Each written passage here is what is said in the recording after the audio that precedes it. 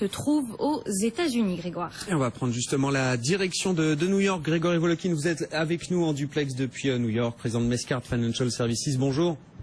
Bonjour Grégoire. Bon, il y a des résultats d'entreprise, on pourra parler notamment des grandes pharma qui ont publié, ça se passe bien. Il y a quelques statistiques également, un chiffre toujours intéressant mais qu'il faut savoir décortiquer, c'est le chiffre des commandes de biens durables, je le disais en introduction Grégory. Le chiffre global est en repli d'1,2%, baisse pour le deuxième mois d'affilée, mais il faut rentrer dans le détail de ce rapport. Dans le détail, évidemment, il est en baisse, notamment à cause des commandes d'avions. Par exemple, les commandes de Boeing sur le mois avaient été divisées par 2, mais ça c'est vraiment très très volatile. Mais ce que je dirais surtout, c'est que c'est un peu le résultat du fait que les entreprises en ce moment investissent très très peu dans que ça soit des ordinateurs, que ça soit de nouvelles capacités, tout ce qu'on appelle les biens durables. Le bien durable, c'est pas seulement ce que le consommateur achète, c'est surtout les investissements des entreprises. Les entreprises, vous les voyez en ce moment, elles baissent plutôt leurs investissements. Donc c'est ce qu'on voit, c'est un peu une économie à deux vitesses aux États-Unis.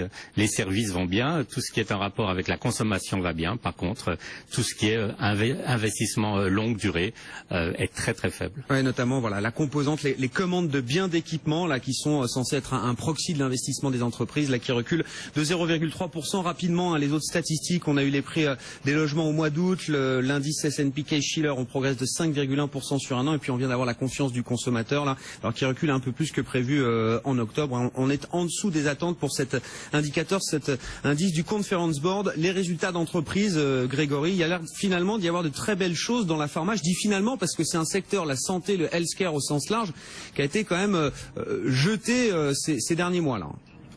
Absolument. Et puis on avait oublié donc que ces grandes compagnies pharmaceutiques, que ce soit Pfizer, que ce soit Merck, que ce soit Bristol Myers, ont des produits qui se vendent extrêmement bien. Si on prend le cas par exemple de Merck, c'est un médicament contre le diabète, et tout ça, ça leur amène des très très belles hausse de leurs profits, et puis aussi les attentes étant pas tellement optimistes sur ces compagnies, elles arrivent à battre très très nettement les estimations de revenus et aussi même de revoir à la hausse leurs chiffres sur l'année. Donc ce secteur qui était le pire secteur sur ces dernières semaines, tout d'un coup aujourd'hui, si vous le regardez, il est en hausse de plus de 1,5% globalement dans un marché en baisse. Donc ça montre à quel point, disons, les investisseurs, on l'a vu à court terme, ils sont capables de vendre des très très bonnes compagnies parce qu'ils ont peur de bruit ou de rumeurs politiques, par exemple, dans le cas de la santé, et ils oublient qu'en fait le fondamental derrière peut être excellent, et là c'est vraiment le cas de ces grandes compagnies pharmaceutiques. Bon, et puis un mot peut-être aussi de Alibaba,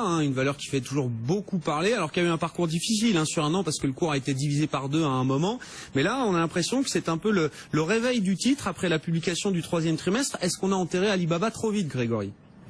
Écoutez, c'est surtout, je pense qu'on a dit beaucoup de bêtises sur Alibaba, parce qu'en fait, si vous regardez Alibaba, c'est un reflet de la consommation en Chine, et c'est un reflet de la consommation qui passe par l'Internet. Donc, évidemment que c'est un secteur où il y a une très forte progression en Chine, de plus de 10%. Si on parle de ralentissement de la croissance en Chine, c'est absolument pas au niveau de la consommation. Donc, on disait tellement de bêtises sur ce sujet que l'action a été très très punie. Et là, en fait, les investisseurs se rendent compte que vous êtes face à un marché qui est le plus grand marché au monde au niveau de la consommation.